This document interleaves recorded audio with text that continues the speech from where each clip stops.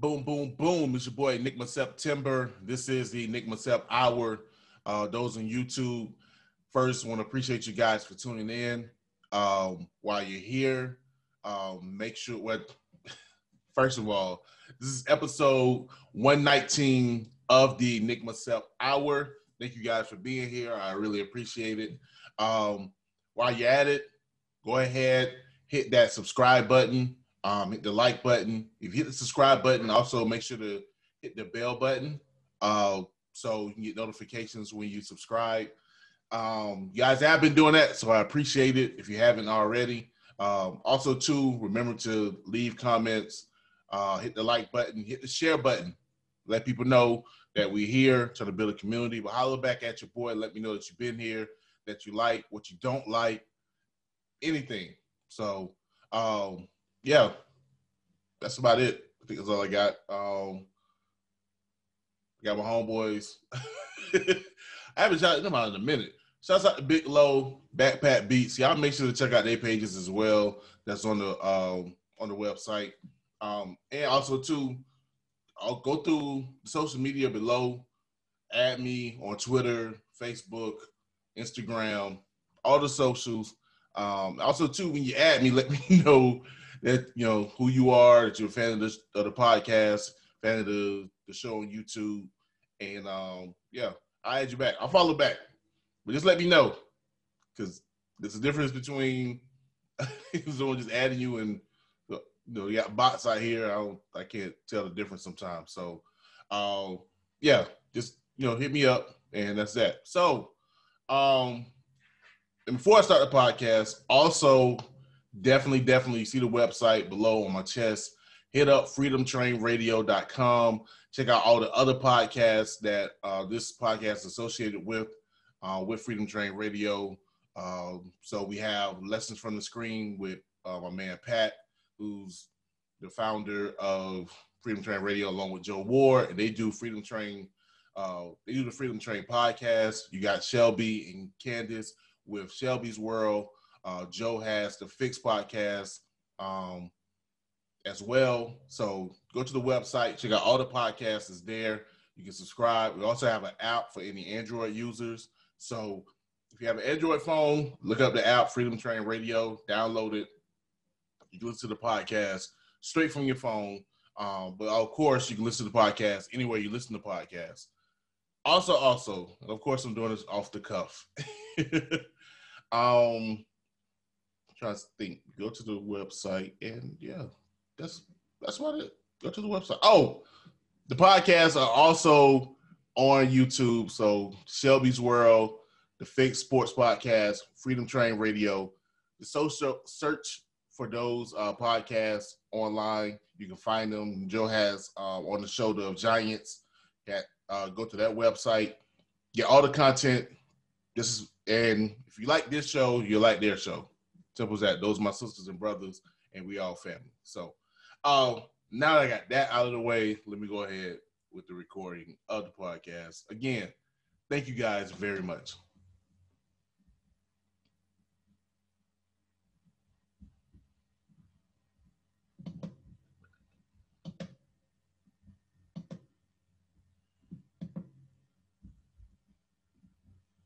This is your boy Enigma September, and this is the Enigma Sept Hour podcast brought to you by Freedom Train Radio.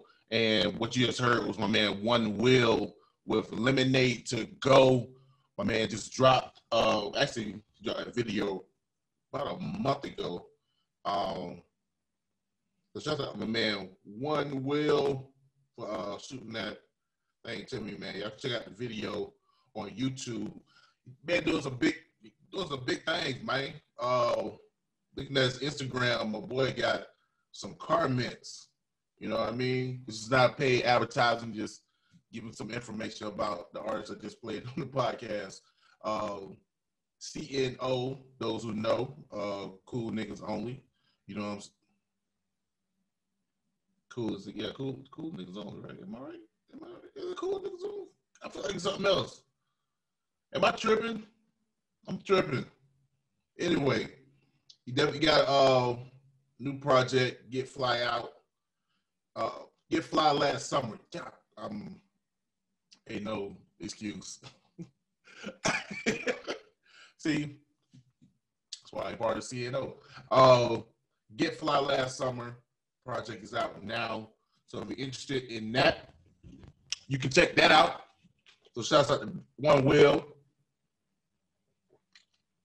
Kobe Blazel, the new MJG and 8 Ball, or the new UGK, however you, the new Outcast, the new duo on the scene. But yeah, anyway, big up to everyone that's listening. Welcome to episode 119 of the Enigma Sept Hour. I appreciate you guys being here. I know it's been a long week. No, it hasn't. It hasn't been a long week. I guess it's been fairly short week. I mean, we're all prepared for the weekend. I mean, prepared for Christmas and then New Year's. So, yeah. But this will be the last episode of the year for me. So I hope you guys enjoy it. Actually, before we get into it, let me show my appreciation to all of the listeners of the podcast. It's great. I'm grateful for you guys, grateful for your participation, sticking with your boy the past 2 years. And it's been dope, man. I really enjoy doing this. I enjoy bringing you guys content and hoping for bigger and better things in the new year. The whole object is to improve from year to year.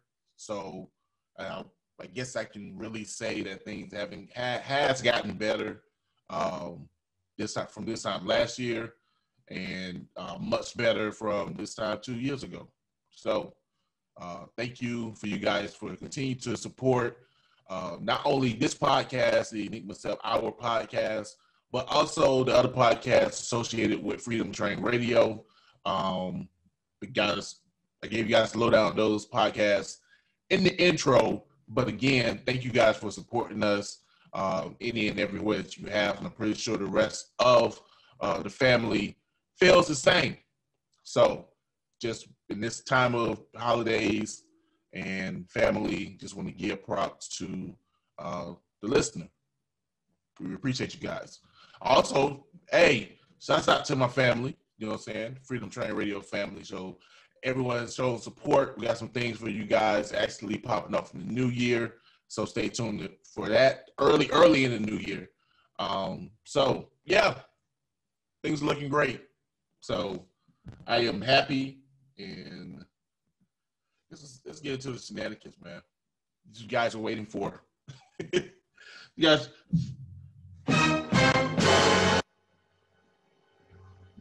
Last episode of the year.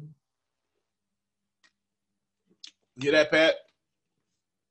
I'm gonna give you a week off, bro. Pat, I don't care. I'm singing like Joe. Horrible. Just horrible. Anyway, the big event over the weekend, if you're not into boxing or college football, this was E40 versus Too Short versus. So let's give them their flowers, man. Let's give them their flowers. Now, you start off with the negative. Now, the numbers for the verses were not as high as previous verses. I will say that. Some of you guys did not tune in. And honestly, I think it was respected as E40 and Too Short are. I think both of them have been cult classic status, if you will. They both have a niche. Matter of fact, E40 has his own language. So even though they are lauded by rappers and other rappers, I don't think their fan base is, definitely not as big as some of the other legends and literally pop stars. So it comes down to Brandy and Monica, or you had Gladys Knight and Patti LaBelle. Like E40 and Too Short aren't gonna be able to compete with the numbers that those type of acts will bring in at all in any capacity. But so it was kind of expected that numbers wouldn't be there. I think the hope was that Verzuz as a brand would bring people in, but apparently they didn't. You were hoping that they at least get 500,000. They didn't. I think got to like 250,000. The most I saw was 271. And I'm not sure if at press time, I'm checking for you guys right now, if Verzuz actually put out the numbers just yet. But yeah, I know what I saw, the numbers were just about, the highest may have got was like 270 something, 275, whatever. Yeah, they haven't put the numbers out yet. Still impressive. And also too, it's about the content. And the content was dope. They were both vibing. I think it was kind of funny.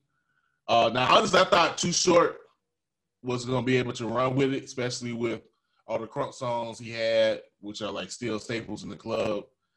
And also, too, he's just been in the game that much longer.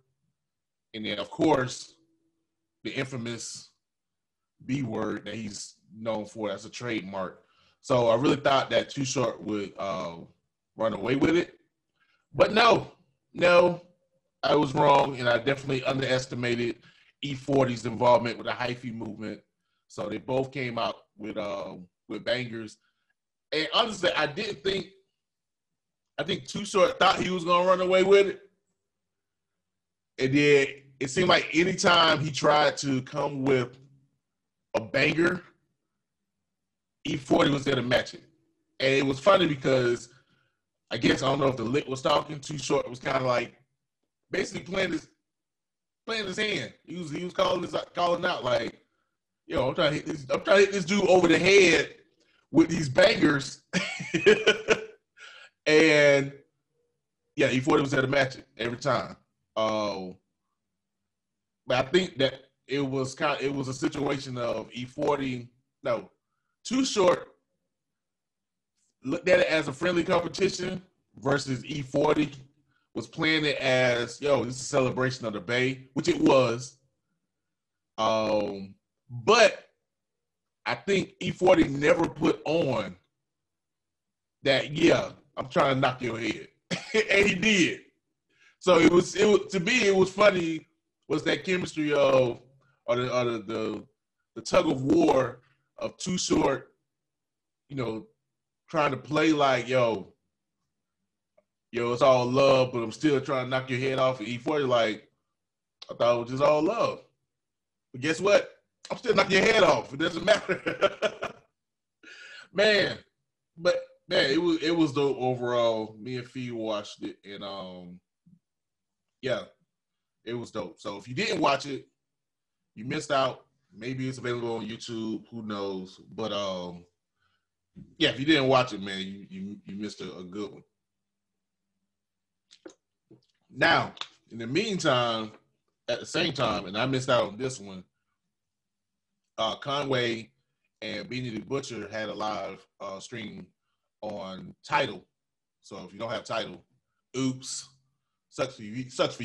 And they had a performance on Tidal. I was peeping it. Clearly didn't see it last night because I was watching the Verzuz, but I did peep it before I started the pod. And it was pretty dope. It was good to see him perform.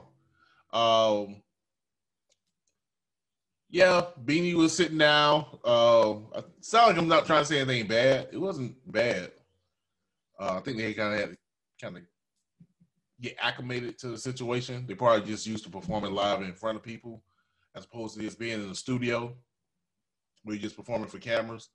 And it was obvious that, they were, there wasn't a crowd there. It was on the sound stage. Beanie was sitting down, of course, because him being shot in the leg. And then Conway, of course, you know, his infliction. So it was kind of, you could tell they had to kind of work to get it. It wasn't as smooth at first, but once they got in the groove, man, it was dope. So if you're a fan of Griselda, a fan of those two dudes, and you have Tidal, go ahead and check it out. Tidal videos are typically dope as far as quality go. That's why I continue to stick with Tidal. So if you got Tidal, check it out. Speaking of Griselda and Rock Nation and their former label, Eminem and Slim Shady Records, Eminem dropped a deluxe version of Music to Be Murdered By, the album that he dropped earlier this year. And I peeped it out. And yeah, no, I'm joking. My thing is this: if you like Eminem,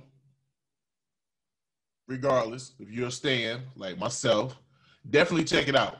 It's not horrible. It's not bad. It's pretty much the standard M for the past that we've gotten for about the past 3 or 4 years, the past 3 years. So of course not as bad as Survival, not as energetic as what is it, Kamikaze. It was kind of on par with the original Music to Be Murdered By, but not. He didn't have like really, because the one song, what was that song? What was it, Darkness? Like that song kind of did it for me for the I guess side A of this album. It showed more substance. There's not much substance. It's the same tired subjects that M is always rapping about. I'm the best. You guys doubted me. So I got this complex. I'm gonna outrhyme you to death.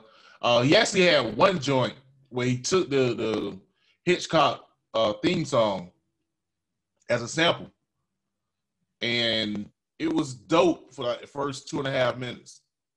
Do you realize that he's just straight rapping for like over 5 minutes, and after a while, it becomes exhausting. I mean, you told Fee, I was like, yo, okay, this is the M I like. And I regretted saying that after 3 minutes. Like, bro, stop. Yeah. Man, I don't know if it got to be Paul. Got to be Paul. And you see what Paul did when he went to Def Jam? It's not M, it's Paul. It's horrible. Of course, the biggest news from the album is that Eminem dissed Snoop for the comment Snoop made, what was that, on the Breakfast Club, about saying M isn't top 10, top 5. And I get it. It was a slick diss. I'd be surprised if Snoop responds musically. I think Snoop will probably speak on it, but I don't think he's gonna. I'd be surprised if he responds, musically or through song or whatever.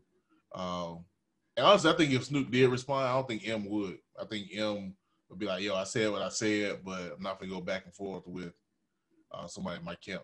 But, it'd be interesting to see the two October Libras go at it. And I don't blame M. I mean, some people, you can look at it and say, well, Snoop just gave his opinion. But I think the sensitive thing is Snoop saying that M only blew up because of Dre. And it's like, well, that's the same about you, Snoop. But it's almost like Snoop said it in a condescending way.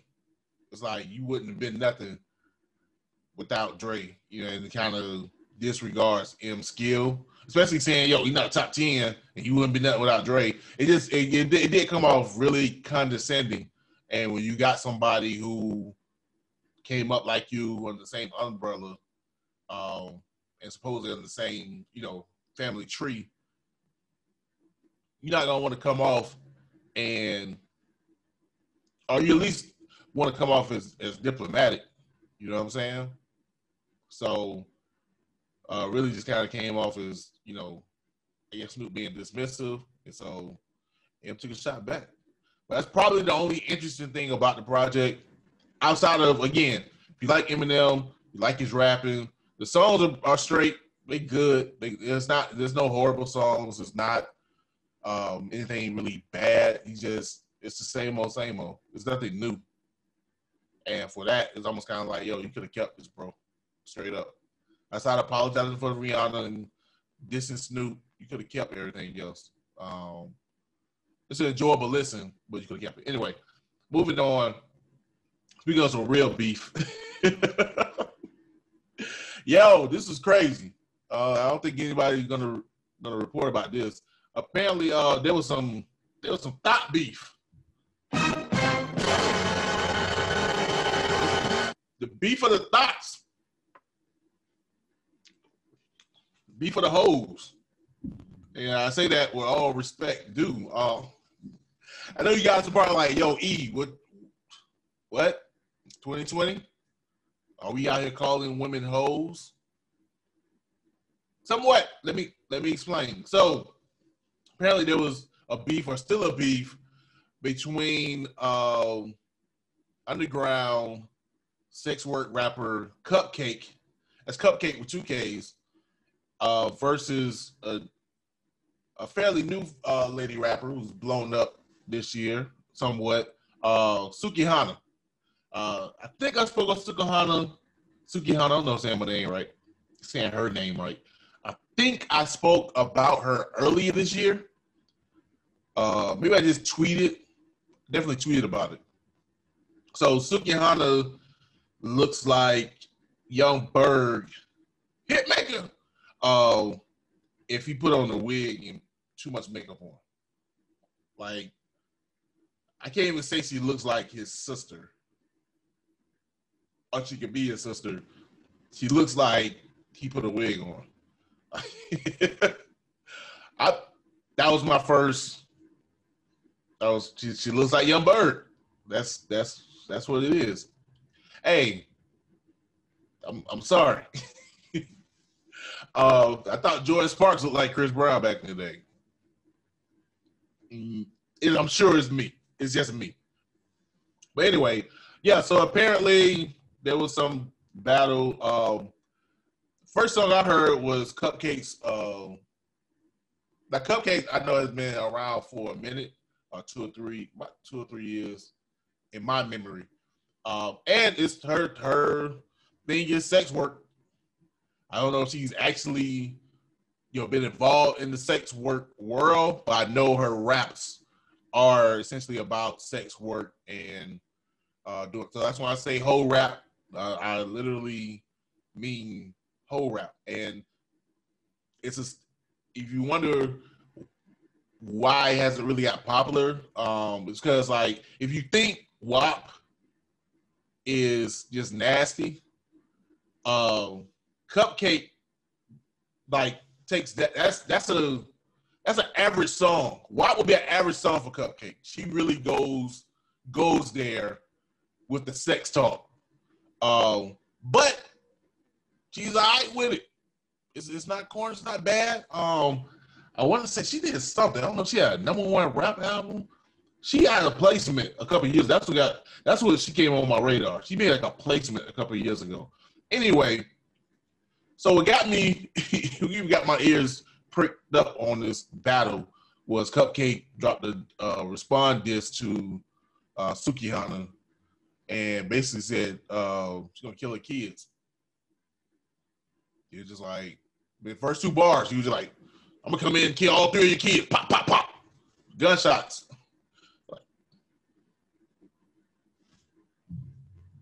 Bruh.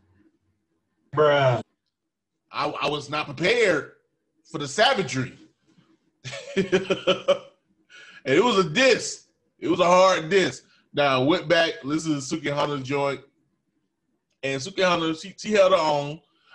These ladies, they going hard. They are going hard. This ain't no, they going at each other. It's ratchet. but what you expect. But it's not horrible. It's not horrible rap. It's just ratchet. It's ratchet as hell. Now, of course, then apparently Sukahana tried to get back at Cupcake about her dead mother, but apparently turns out Cupcake mother isn't dead. So there's misinformation that Sukahana got from the internet. And at press time, I think that's about it. I think Cupcake shot once, Sukahana shot twice. And that's about it. So if you guys want to check that out, go ahead. It's ratchet. But it's ratchetness at its finest. I got these ladies say props. It's not horrible. It's not horrible. It's a little entertaining. Hey, it's the end of the year. There's so much crazy stuff in this year. 2 hoe rapping. And again, when I say hoes rapping, yeah, they're into the sex. They, you know what I'm saying? They OnlyFans is tame to them. You know what I mean? Like, so I say hoe. I mean hoe in the truest sense of hoeing, not just calling them hoes. I'm not being disrespectful. Speaking of hoes, though, Lil Baby got to control himself. Apparently, he was in the news for his birthday. He out here tricking. I was accused of being tricking. You pay him to leave, bro. You pay him to leave and to be quiet. Apparently did that. It didn't work. I think I told you guys this a long time ago. I've always said it. The ideal of tricking, it ain't tricking if you got it. Is no. It wouldn't be tricking if you didn't have it. Because you'd be getting it for free. I just don't. Nah. Nope. Nah. And I know some of you wannabe players may say, well, you got a ring on your finger. That's an ultimate trick. You pay for it. You pay for that for life. No, bro. It's not a situation. First of all. And second of all, came down to it, I ain't tricking. I'm give you what you gave me. What DMX said? You gave me a nut, I'm gonna give you a nut. That's what it was. That's the exchange. So I'm not paying for nothing. I'm paying for sex. I was like my man Juvie. Catch me in the hotel. Chick don't want to fuck. I'm gonna beat my fucking meat and get my fucking nut for sure. Like, no.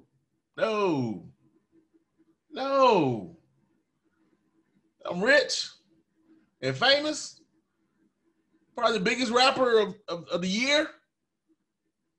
No, I don't care if there's I got it. I can pay for it. No, I'm not. I'm not gonna do it. Anyway, man, I'm keep it moving. Some other. No. Man, almost forgot, man. Give y'all at least some local stuff. Y'all hearing stuff, y'all can hear everything everywhere else. Let me give y'all some exclusive. Shouts out to the youngin'. I want to say little sis. My girl Dallas Aaliyah, you know what I'm saying? She had a laughing Christmas this past Saturday over at the Signature Lounge on the south side of Tallahassee. I think Orange Avenue. I didn't attend, unfortunately. Different factors, of course. But man, I'm proud of her. Just knowing, I've known her for a couple of years. We were co-workers about a year. That's about a couple of years now. So to see her put this together was great. I did peep a little bit of it on the IG Live. I know my man's, I think I can't say M3. I know Rothoro was definitely a part of the performance or whatever. But man, I'm super proud of it. So I just want to give Dallas props for putting that together. I know that type of thing isn't easy. Hopefully everything worked out. She's able to continue on doing what she was doing. So just big up to her and all the artists that performed. So give y'all just a little little local stuff. Also speaking of Rothoro, last week I played the song All Atlantic off the cuff. Just wanted to play my dog because that's the homie. Turns out he dropped a video for that song. So check out YouTube, search Rothoro, RO-THORO. Search Rothoro, that video should pop up. But big up to Rothoro, man. So you got the videos. So Rothoro got the video. One.Will got the video. Actually, I think my man's Los Lawrence 718. I think he dropped the video. So yeah, give y'all props, man. Also, again, give y'all some non-mainstream stuff. Why not be just talking your ear off about stuff you can find on Instagram? Give y'all some real stuff. You know what I mean? For real. Really going on. What else I got? Oh, also, man, this ain't got nothing to do with music. But be it that this is a Tallahassee podcast, and everybody, correct me if I'm wrong, y'all, but I'm pretty sure everybody, all the podcasts that you have on this podcast, we're all Rickards alumni. Shouts out to Rickards Raiders for going to state. The football team going to state. They didn't pull it off, but the fact that they made it and the boys played hard was well enough for me, and I think for all of us. So, yeah, man. Much props, man. Much props to them young men out there. I had a couple of my babies out there that I coached when they were younger. I know one of my babies, Dre. I actually coached him in soccer, and then what's my other baby? My man Alvin, his son was out there. I coached him. He was on my first undefeated flag football team back in the day. So, yo, man, big up to Rickards. Big up to Quentin Lewis, man. Didn't play side. I didn't just play side by side, but we played football at the same time. So I'm gonna take that claim that we played football at the same time at the same school. I was on JV, he was on varsity, but regardless, that's my claim to fame. So yeah, man, big up to Quentin Lewis, man. It's amazing what he's done. So also, man, let me give shout out to my man Big Low. There's a project that's out, E-Pop by Virgil. That's Virgil. Just say Virgil E. Virgil Wolf. VIRGILWOLFE. The project was totally produced by my man Big Low. So if you're interested, you can check that out at fake4.bandcamp.com. Again, not a paid advertisement. It's the homies. And I'm just showing love. And yeah, that's about it. Trying to see what else we got here before I get to the next track. I think that's about it. All my homies doing things. Shouts out to Marcel P. Black. Shouts out to the Beast. Them boys definitely are out here, man, doing things locally in their hometown, and proud of them. So yeah, we're going to get to the next track, man. I think that's about it for this first half of the podcast. So got my sis Tokyo Extraordinaire with Tell Me, and then we'll be right back. This is the Enigma Sept Hour. You got time, baby. Boom, boom, boom. And we back. This is your boy, Enigma September, and this is the Enigma Sept Hour. What you just heard was Tell Me by my little sis, Tokyo Extraordinaire. And I always tell y'all, we got your hair real quick. Hopefully I can do that. We'll see. We'll see. Now, I wanted to, this segment, I wanted to get into the top five, what I think top five hip-hop stories of 2020. If not stories, just events A lot of these are just kind of grouped in, certain events, not any particular like story. But I wrote down a list. Is it 5? 1, 2, 3, 4. Yeah, it's 5. I did it, guys. I did it. All right. Number one, top 5 story, hip hop story of 2020 was the rise of TikTok. The rise of TikTok. And I know you guys are like, what? TikTok? What they got to do with hip hop? TikTok is for the jits. But no, I was reminded of one of the first breakout songs of 2020, and that was "The Box" by Roddy Ricch. And that song, at least from what I saw, broke out because of TikTok. There was what was that? Was it the mirror? You know, the song had the sound. People would take the mirror and they'll swipe on the sound, whatever. But it blew the song up, and that was one of the first hit singles of 2020.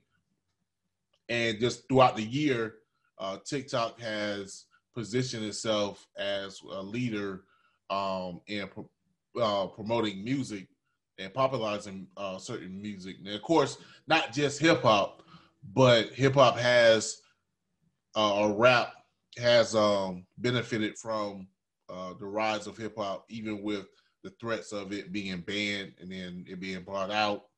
And then hip hop has TikTok, hip hop, TikTok, hippity TikTok. But TikTok as a company has tried to brand itself almost into a music entity. Though they did have some deal in regards to that. So that's one of the stories is that the rise of TikTok and how that helped certain songs get popular. Also, too, is reminiscent of Vine, and it was funny because Fetty Wap just dropped a new album, and I know there's a discussion on the Joe Budden podcast about why Fetty Wap fell off. And I think I said last episode. I talked about last episode. That Fetty Wap fell off because I think Vine fell off, and his rise was based on popular Vine. I think same thing with Big Homie Quan. I think that app helped popularize their music, but because that app wasn't there anymore, they kind of fell off. You know what I'm saying? Along with it. Now, do I think Roddy Ricch gonna have the same fate if Vine falls off? Probably not. I think his popularity is also tied in with his affiliation with Nipsey Hussle, but may he rest in peace. But I do think there are some songs that we're probably gonna look back and be like, wait, why was that song popular? Who was this artist? Like I told you, I know last week I told you guys on YouTube, I watched these videos of like the top hits of a certain year, and they show like video clips, and there's one song, Cheerleader. Never heard that song in the general public. All the reason I knew that song was because I heard it on like Vine or like Vine compilations. I was just like, yeah, that's a Vine song. But the artist couldn't tell you anything about him from that point before or after. But when I hear that song, I know it. So I think TikTok is going to serve that same purpose moving forward. How long is the question? You know, will it go into 2021 or even further? We'll see. But TikTok definitely played its part in the music game, and in particular in hip hop in the year 2020. Another story or theme of 2020, unfortunately, is the death of certain mainstream rappers. Starting with Pop Smoke early in the year, unfortunately getting caught up in LA in California. I think was it Calabasas? No, it wasn't. I think it was West Hollywood. It was somewhere where ain't a lot of violence, but the violence found him. But then also too, King Von recently, MO3.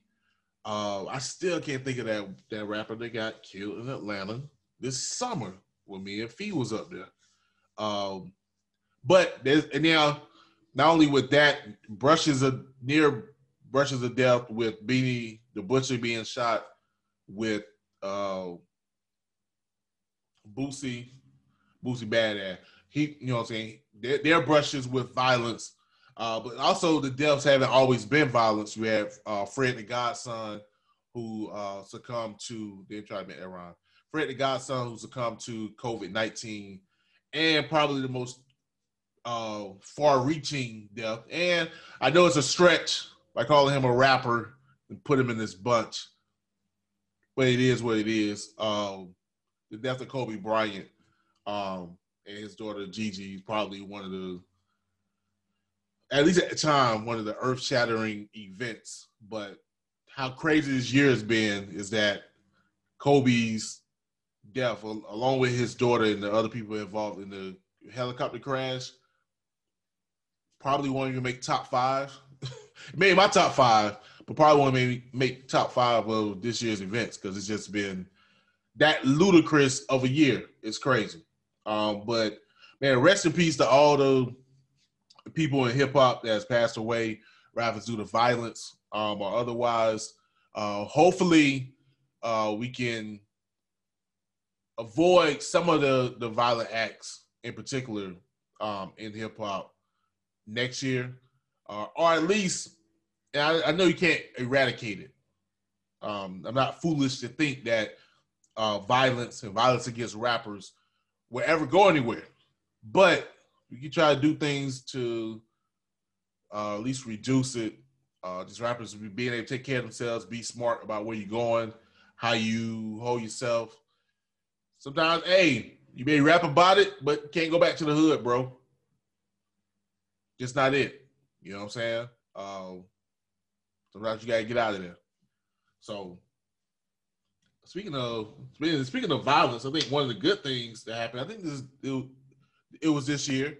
I think they did find the killers of Jam Master Jay, or at least the alleged killers of Jam Master Jay. So, you know, big up for that. So it's some good news out of there, but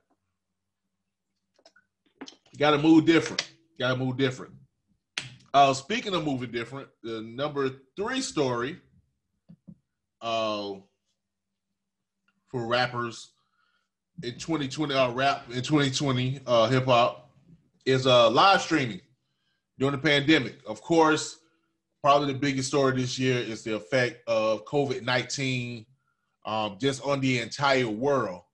But in particular with hip hop, just haven't been able to do shows. Like there's no entertainment period was hard to do in these shows. But of course, with hip hop, a lot of rappers get paid off of live performances and doing live events. And that was shut down back in March, and we're still trying to get out slowly but surely without trying to prevent another shutdown. Even though we now have a vaccine, so hopefully the shutdowns and all that stuff will cease, and eventually we can start going the slow road to recovery back to normalcy. But there was still the effect of COVID-19, and with that, a lot of rappers had to turn to live stream. Like I announced earlier, Beanie the Butcher and Conway Griselda did a live stream through Tidal. And of course, one of the biggest stories in hip hop this year was the Verzuz. That was live streaming. Actually, I think as far as live streaming goes, it really popped off with DJ D Nice. He started doing DJ sets on Instagram, and that blew up. And from there, everybody just kind of caught wind of what was needed to continue to work and provide entertainment to people through the pandemic. And that was one of them. You know, tons of DJs local and mainstream. Shouts out to DJ A to the L. He's been going live doing his thing on Facebook. My man Big Low has gone live, performed live. Artisan P, Tarif Knockout with actually Artisan P and Tarif Knockout with the Cat Family. They did a live stream concert series just a month ago. So live streaming has really blown up and probably will continue to do so, even with things becoming safer. I think just the ideal of being able to provide that content is gonna continue. Hopefully, even more so, like on a local level. I think it's important, or it'd be dope, because I think, especially with local artists, you have people that in your hometown, your area, that may not understand that just because they can see you at the store doesn't mean they can't appreciate your music.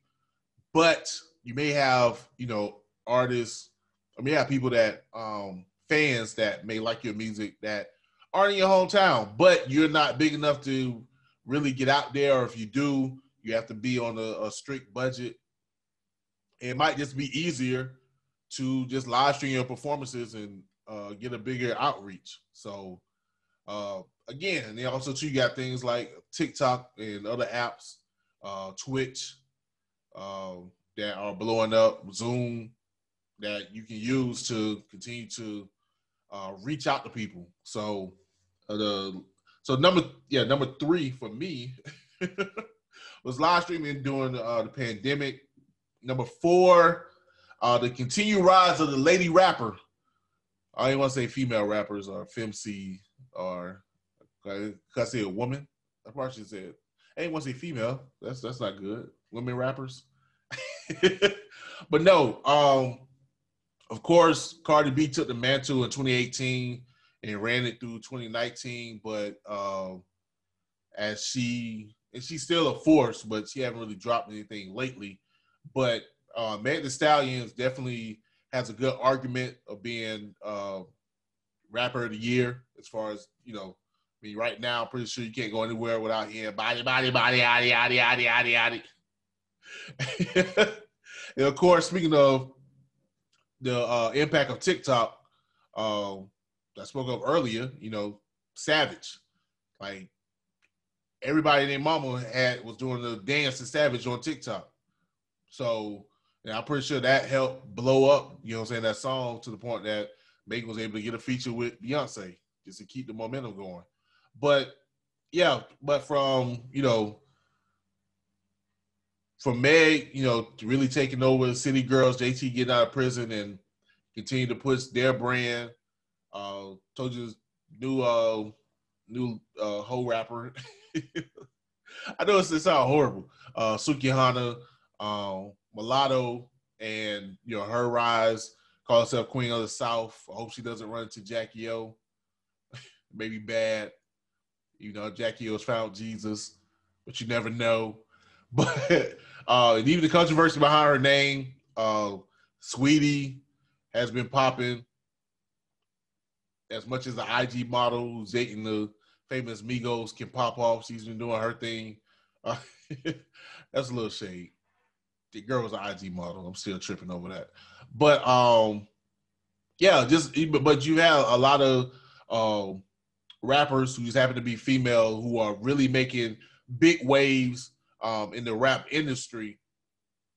And in particular, when you think of how that genre, if you would, subgenre, gender, was like, that part was almost dead. Like, there was a time last decade where it was only Nicki. Only. Like, nobody else. You probably had Raspity, bubbling in the underground. Of course, you had the vets that was still, Queen Latifah and MC Lyte and Foxy and Kim. But as far as like active female, like I think Grammys even got rid of the female rap category. One of BET Awards, like, people started getting rid of the female rap categories because there were no female rappers.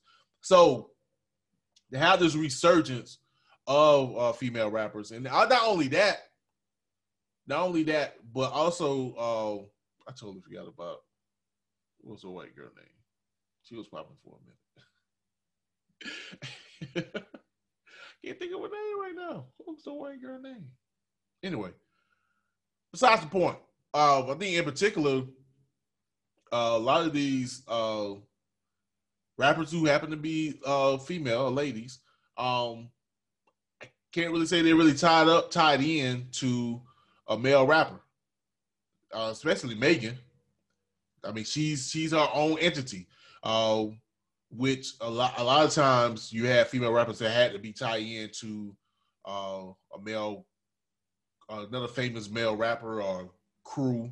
You know, Queen Latifah was associated with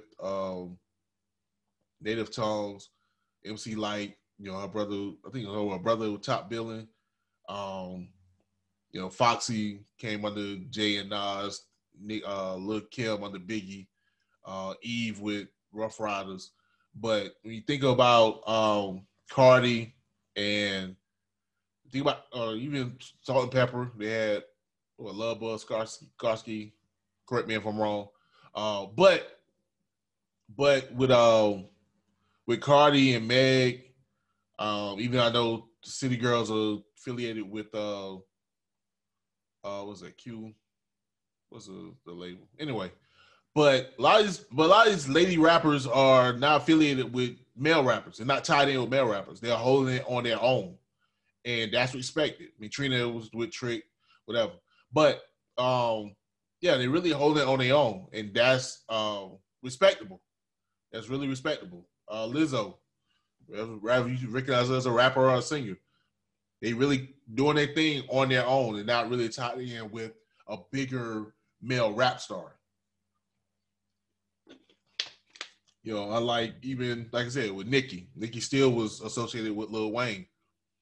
But with these new female rappers, that's probably the difference that you see is that you don't have that really male affiliation, but they're still being able to blow up on their own.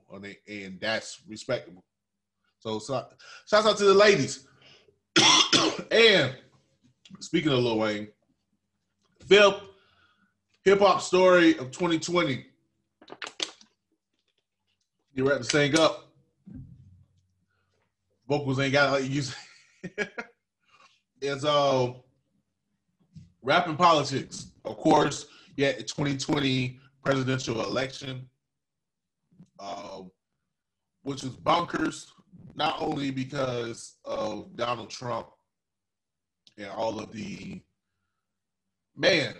shenanigans that he's pulled off since becoming president. Of course, that got turned up to 1,000 dealing with the presidential election and the COVID-19 pandemic.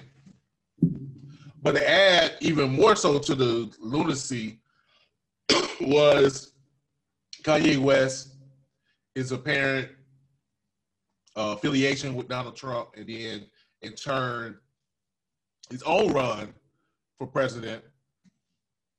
Seriously. Man, it was just crazy. But Kanye wasn't the only one. Of course, Killer Mike was a strong endorser of Bernie Sanders early in the process and has continued to, speak up on politics during the he, of course, got in some hot water during the protests during the summer, Black Lives Matter protests, and when things started popping off in Atlanta, he had certain things to say that some people didn't like. But he also, too, from Common and 2 Chainz, oddly enough, as much flack that, people get for supporting Donald Trump, no one is giving any attention to Common being like the Democratic do-boy. I mean, this is 2 Senate races in Georgia right now. Common is all over that. Like, is the DNC paying him? Like, that's a new gig? Made the whole project. Didn't matter. He's still out here. Is he doing shows? No. But he's Democratic out here campaigning for the Democrats. It's wild. Well, he even came to a feverish pitch when Lil Pump and Lil Wayne came out to endorse Donald Trump before the election, before Yeah, for election night, a week before election night. Almost for nothing. We'll see about if Lil Wayne end up getting his case dismissed or if he get pardoned. See if it was worth it. But yeah, but politics, man, politics has played a big part just in the world, but also in rap and rap's assertion into politics. And and also, Bruh. of course, Ice Cube, duh. In his campaign for the deal for Black America and him being associated with, not associated, but him working with Donald Trump and the Democrats and that whole fiasco. So politics has definitely seeped into the rap world and how it's being played in 2020. So, those are my 5 stories of hip hop in the year 2020. Top stories. If I miss anything, or if you think it was a misinformation, because a lot of misinformation out there, or if you think it's a story that was bigger than anything I discussed, let me know. Hit me up. Say, E, you was wrong, bro. Nah, you forgot about this. You forgot about that, son. You crazy? You even talking about the blow up a hip hop podcast. What? Anyway, maybe we get to the next track. We're going to wrap this thing on up. Man, Ashton Martin, with Miami's own Gank, South Florida's own Gank was staying. And then I'm going to hit y'all with my man Big Low with Water. Then we'll be right back. This is the Enigma Sept Hour. You got time, baby. Boom, boom, boom. And we back. It's your boy Enigma September. What you just heard was Ashton Martin and Gank with Stan and Big Low with Water. And you watching YouTube and doing my Ludacris impression because Ludacris act like he can't talk unless he throw his neck back like he's a Muppet.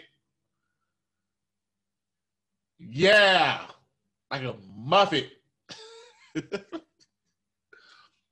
Hey, it's the end of the year, man.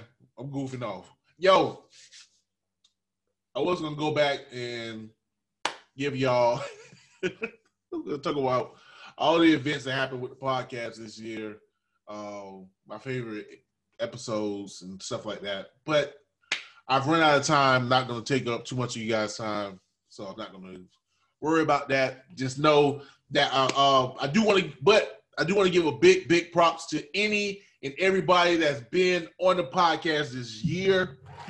Yo, I appreciate you guys, especially those who got on after everything got shut down and we started doing the Zoom interviews. That was dope. So to all the artists, I'm not gonna name all you guys because I'm gonna miss somebody. Don't want anybody to be upset with me, but I appreciate it. I will say probably one of the most momentous are probably the episode that I do need to mention. Can I talk? Can you talk, E? Can you speak? Was the episode which we had the round table with Dr. Lisa, my girl Adrian Bates, aka TT Talks. Who else is on there? The homie DJ Headphones. Oh, I'm trying to see. Yeah, what are the notes? My man G Maestro, who actually came up with the idea. Shouts out to G Maestro. But yeah, I think, what was that, episode 95? So that's probably this most probably standout episode of this year. That episode, and of course, the episode I had with Mackenzie on my birthday episode, which was episode 111. So that was dope. But other than that, man, shouts out to just any and everybody that I interviewed. Also too, like, because of Zoom, I was able to go outside of Tallahassee, so to be able to interview Marcel P. Black from Louisiana, my man Backpack, who's from here but is now living in Chicago, so I was able to interview him. So that was it was dope to be able to expand from that. You know, Jamal Steele out of Pensacola, my man Natty Black in Duval. So I was able to, because of the Zoom app. My man Pat Bag John, aka Nature Rama, aka Hero on Drugs, out in Cali. So being able to, now those interviews were unique in that I was able to do like face-to-face interviews internationally. Maybe one day we'll get internationally. That's the hope for 2021. You go international. Maybe we get somebody from Canada or Mexico or something. But be able to go nationwide with the podcast, man, probably another one of the momentous. I can't say the word. Stop saying it. One of the great events of the episode of the podcast. So interviewing my daughter, being able to bring a round table to deal with the issues of Black Lives Matter and things, the protests, not just here, but nationwide. And then also too, it's being able to interview artists from around the country based on technology that was forced on us because of COVID-19. Of course, gave you guys a big break as I went ahead and, had my neutrals and married the love of my life. So, yeah, that's 4. I ain't gonna get 5. The fifth event is y'all guys. The 5th event, the listeners, the viewers, the supporters. I appreciate y'all, man. Those that retweet, repost, rather on Facebook or Instagram or Twitter or whatever social app you giving props, you let people know about it. I appreciate you guys. I'm gonna give y'all flowers now because it's the end of the year. That's what it's all about. I am dumb excited about it, but I want to give, and just not just those I know, but the faceless one, those that are listening that I don't know you guys. Yo, reach out. I won't mind knowing who you are. Reach out. Shoot me an email, shoot me a text, DM or whatever. You don't have my number, so don't shoot me a text. But yeah, man. Also, too, and then you had artists. Maybe that's another field. They had artists from Africa. Shouts out to, what was it, Righteous? An artist from Africa, someone from up north shoot me music that I was able to play on the podcast. So we have with international. Boom. We have with international. So, man, 2020 was a crazy year. Dumb crazy. That cannot be understated. But it is what it is, man. I can't say I won't take anything back, but I am happy. My life has been impacted greatly in the best way this year. So ain't no complaints on this side. Before I get up out of here, because Kobe is getting restless. Y'all hear him. I'm gonna give Kobe his props, man. Look at Kobe talk. Before I get up out of here, man, gotta give RIP to one of my homies' childhood friend, Frankie Chambers, passed away this week. And it's kind of crazy because he was in a situation where he essentially, I guess you could say, cheated there once, but apparently wasn't able to run that race any longer. So, and just it's weird, when a piece of your childhood goes away. And it's not just, not like a TV show or an album, or was a person that was influential in your childhood. To see just to see that, and also too, not just that. It's not about me. It's not about me. But his family is closely tied to my family. So so much so I can almost say that they cousins, except just not blood related, but we are that close. So so to his mom, to his grandmother, to his uncle, and to his cousin and the rest of the family, his cousins. I'm thinking about man Harold, but he got sisters and stuff. But yo, man, Frank, man, hope you're at peace, man. Hope you're at peace. And yeah, let me get up out of here.